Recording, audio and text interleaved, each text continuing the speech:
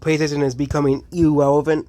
They are beyond irrelevant. Stop reporting sub numbers because millions are dropping after the price hike. Square Enix has abandoned for Xbox, Nintendo, and PC after the failure of Final Fantasy 16. Which, yes, Final Fantasy 16 was a big, massive failure.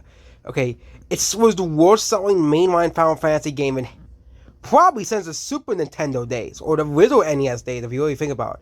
But yeah, it's the worst-selling mainline Final Fantasy game since the Super Nintendo days. Okay, after all these people made popular for well-loved theories, like Ape Escape and Wipeout were fired.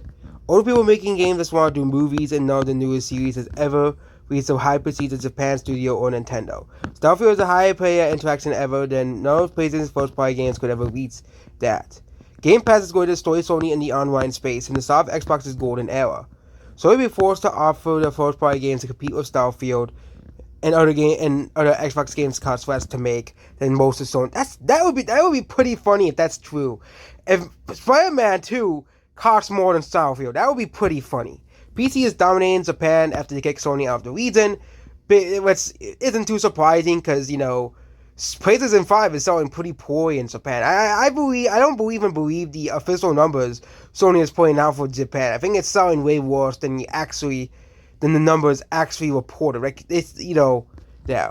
Steam Deck is getting insane. No one's playing Steam Deck.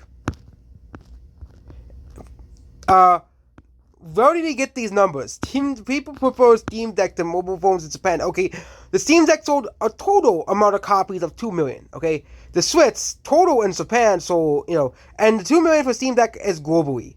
Okay, these guys love to overrate the Steam Deck. It's pretty funny, but the Switch sold 40 million copies in Japan. Okay, 30 million. New Nintendo system has released powerful PS4, Xbox Series S, which means Nintendo now gets the multiple day and multi-plat titles. After Spider-Man 2, it's really all over for them because they have nothing. They really die with the hubris. There's no energy or hype behind the PS5. Which is very true.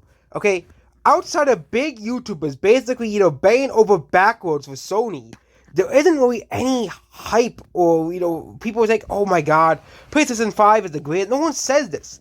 Outside of big YouTubers, you know, who probably are paid by Sony, most likely, say that, oh my god, the PS5 is such a great console, okay? It seems that the PS5, they might have started out very well, okay? They claim 40 million consoles have been sold, and Xbox is around like 25 million, I think, sold. But I think there's going to probably be sort of sift. In America, I think the PS5 might be the worst selling of the three consoles. Or it's tied at the Xbox Series X weekly sales, which is pretty bad for Sony. Okay, in Japan, Nintendo is destroying Sony. Everywhere in the world, Nintendo Switch is destroying PlayStation 5, despite the PlayStation 5 being a quote-unquote next-gen console. But really, there's nothing really too special about PlayStation 5. They poured one of the biggest game exclusives, you know, God of War Ragnarok, to the PS4, meaning that people didn't have to upgrade the consoles to play God of War Ragnarok. Same thing with Spider-Man Miles Morales. I know Microsoft did the same thing of Halo Infinite as well, but it really showed that Sony hasn't really put any effort into the PS5, and now they're starting to do, and the games they're putting out are lackluster at best, like Forspoken, or games like Final Fantasy 16, which are massive failures for Square Enix, where they're starting to say, you know what, let's move to Nintendo and Xbox and PC instead. Those markets are more viable than the consoles that sold 40 million copies, Sony likes to claim. But yep, that is about this video. Goodbye.